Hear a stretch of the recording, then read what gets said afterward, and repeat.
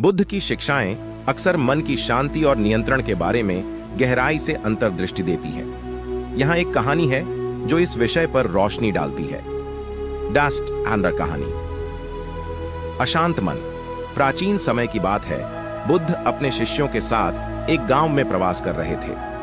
गांव के लोग बुद्ध के प्रवचनों से बहुत प्रभावित थे और उनकी शिक्षाओं को सुनने के लिए हमेशा उत्सुक रहते थे। एक दिन गांव का एक युवक बुद्ध के पास आया। वह बहुत ही परेशान और अशांत था। उसने बुद्ध से पूछा, भगवान, मेरा मन बहुत अशांत रहता है, मैं इसे कैसे शांत कर सकता हूं? बुद्ध ने उसे एक मुस्कान दी और बोले, आओ हम नदी के किनारे चलते हैं। युवक और बुद्ध नदी के किनारे पहुंचे।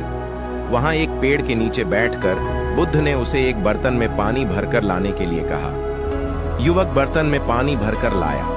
बुद्ध ने कहा, अब इस बर्तन को अच्छे से हिला दो। युवक ने ऐसा ही किया। बर्तन का पानी हिलने से गंदला हो गया। बुद्ध ने फिर कहा, अब इसे कुछ देर के लिए शांत रखो और ध्यान से देखो। युवक ने बर्तन को शांत रखा और कुछ समय बाद बर्तन का पानी साफ हो गया और गंदगी नीचे बैठ गई। बुद्ध ने पूछा, क्या तुमने देखा कि पानी कैसे साफ हो गया? युवक ने उत्तर दिया, हां भगवान, जब मैंने इसे हिलाना बंद कर दिया तो पानी साफ हो गया। बुद्ध मुस्कुराए और बोले, ठीक वैसे ही जब तुम अपने मन को अशांत करते हो तो यह गंदला हो जाता है, लेकिन जब तुम इसे शांत रहने देते हो तो यह साफ हो जाता है।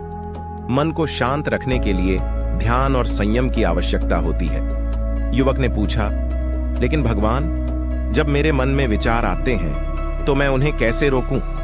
बुद्ध ने उत्तर दिया, विचारों को रोकने की जरूरत नहीं है, बस उन्हें आने दो और जाने दो, जैसे बादल आसमान में आते हैं और चले जाते हैं। ध्यान के माध्यम से तुम अपने मन को शांत करने का अभ्यास कर सकते हो।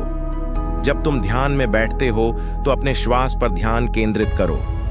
जब भी तुम्हारा मन भटकता है, इसे धीरे से वापस श्वास पर लाओ। युवक ने बुद्ध के निर्देशों का पालन किया और कुछ समय बाद उसने अपने मन की शांति पाई।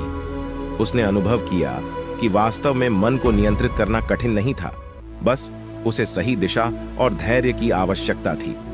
निष्कर्ष, इस कहानी से हम यह सीखते हैं कि मन को शांत रखने के लिए ध्यान, संयम और धैर्य की आवश्यकता होती है।